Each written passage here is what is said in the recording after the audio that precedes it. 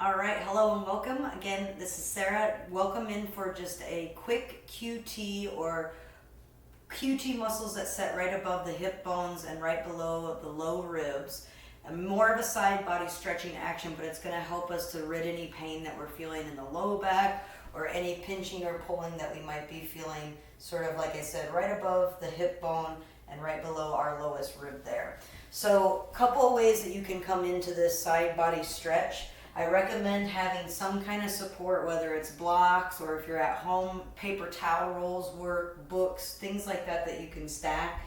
And you may want to just place one on either side. I'm going to face towards you just so that we can stay facing one another. But as you come into tabletop, either facing the front of your space or towards the side like I am, shoulders right over wrists, hips over knees. Start to extend.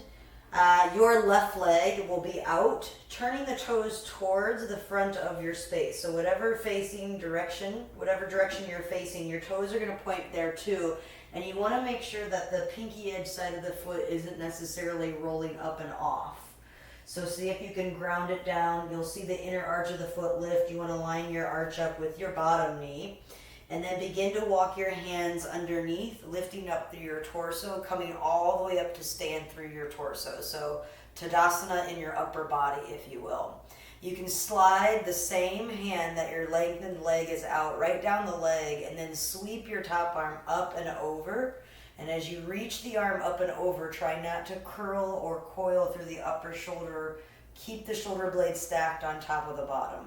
Try not to lean fully all of your weight into the shin or the leg.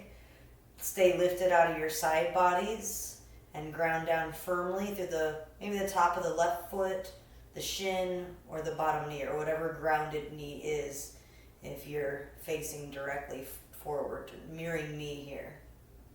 You may have to adjust where your block is, but as you bring your top hand down, bring it to a block or bring it to the earth, but make sure that you're not coming down too far, and then sweep your top arm up and over your ear line. Turn the top palm so that it's facing towards the back wall behind you. Reach with your fingertips, but then plug your shoulder blade back into its socket.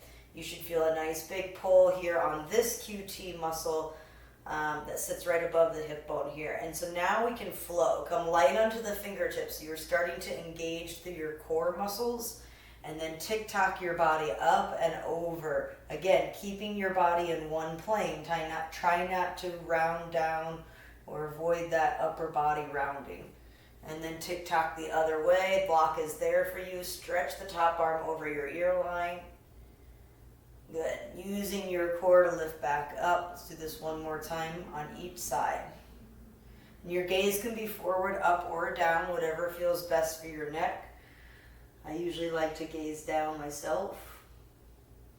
And then let's come back up, all the way up into gate pose. One more time, stretching towards the lengthened leg.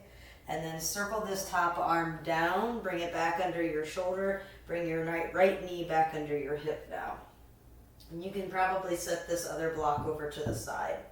Extend the opposite leg out long, grounding through the sole of the foot, pointing the toes forward. And then as you walk your hands back, come to Tadasana in your upper body. So lifting heart over hips, head over heart over hips. Bring your top arm down and lengthen it down your leg. Trying not to hinge too much from the hips, but keeping that length through both side bodies. And then even further, reaching the opposite arm up and over, encouraging the length here. So coming into gate pose first, make sure you're grounding through that lengthened leg foot, soft bend or micro bend in the knee, stretching long through your side body. Breathe into that space you feel around the ribs. And then starting to tick-tock your body in the other direction. Move your hand to find your block, and you want your hand to be under your shoulder. I'm moving my block down a level, and then sweeping the top arm up and over the ear line. Turn the palm to face the back wall so you can plug your shoulder blade into its socket. Ground down through your bottom foot and shin, and instead of collapsing here through this bottom arm, press away from it.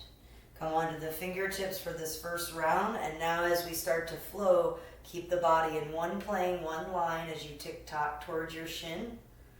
And then exhales we use to tick-tock towards our modified side plank. A couple more times just like that, using your core, using your obliques to help you lift.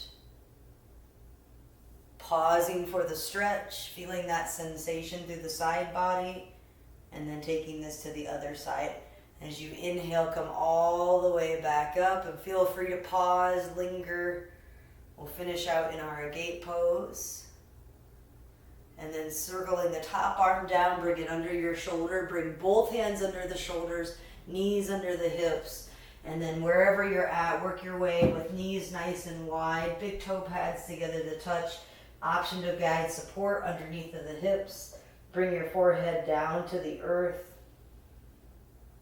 If child's pose isn't accessible where you're at, you could also take downward facing dog and just pedal out through your knees. Sending the tailbone up and back, softening the knees to help you get that length. And wherever you like to stay, maybe a couple more rounds of breath here. Good.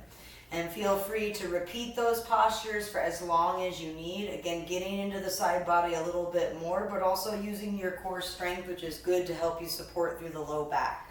So any questions, comments, or feedback until we get to flow again? Namaste.